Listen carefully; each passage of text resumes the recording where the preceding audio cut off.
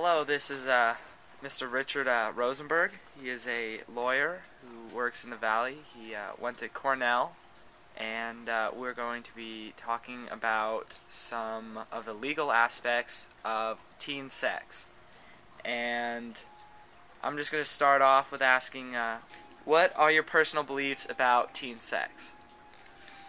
Generally speaking, I think that teenagers should wait until they are mature enough to have sex. Too much of the media and what we see in the press and on television is all focused, it seems to me, on trying to get teens to do a lot of things before they're ready. So, sex is a beautiful expression of love, and it should be with people who are ready for that. Good answer. Now, this is going to be for a Christian morality class, so we're kind of getting the Christian view of all this. And the reason I chose you as a lawyer is so we could kind of get the legal aspect of teen sex. Okay. What would that be? Well, generally speaking, it's illegal in California for somebody under the age of 18 to have sexual relations, and technically speaking, because age 18 is the age of consent, so to speak, it's not legally possible for a teen to consent. Wow, so that's interesting. How even if you say yes, but you're under the age of 18, it doesn't count because. That's right. Technically speaking, somebody under the age of 18 doesn't have the capacity, as recognized in the law, to consent. Just like somebody under the age of 18 doesn't have the capacity to make a contract.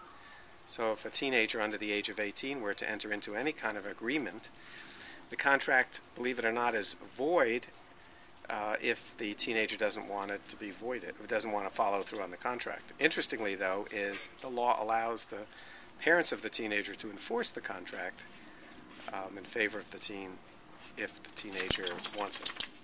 Okay. And as a final question, because you are both a lawyer and know the legal side and a practicing Jew, as a parent, what would you do if either your daughter got pregnant or your son got a girl pregnant? Well, I think, first of all, I guess in your question, although you haven't said it, either the boy or the girl or both are teenagers. Yeah, they both are teenagers. And they're high school kids, basically. Mm-hmm. So, first of all, they're too young to have a baby. They're too young to have the responsibility of caring for a baby. Mm-hmm. They haven't grown up themselves yet to be parents. Mm-hmm. It gets to be a very complicated question, a question of morality as to whether you think it's appropriate for a family to terminate a pregnancy. I know some people read the scripture very literally and believe that any kind of interference with that process is considered to be immoral and against God's law. Personally, my own personal belief is I am, I guess, what's called pro-choice, meaning I believe that it should be up to the woman, because it's her body, and the woman and the man to figure out, how they're going to manage, and if the woman wants to have an abortion, I think that should be her right to do that. Okay. Now, you probably know this, that the U.S. Supreme Court has sanctioned the right of a woman under the U.S. Constitution to have a right of privacy in her body and to make decisions about what happens with her body and inside her body. The Bible, at least the strict view of it, is not consistent with that. And so people have to make that choice. I would be very upset for the same reason if it was my son who got somebody pregnant, but I, again, would want him to do the right thing. One of the challenging things, I guess, is what would happen if the young lady in question decided she wanted to keep the baby.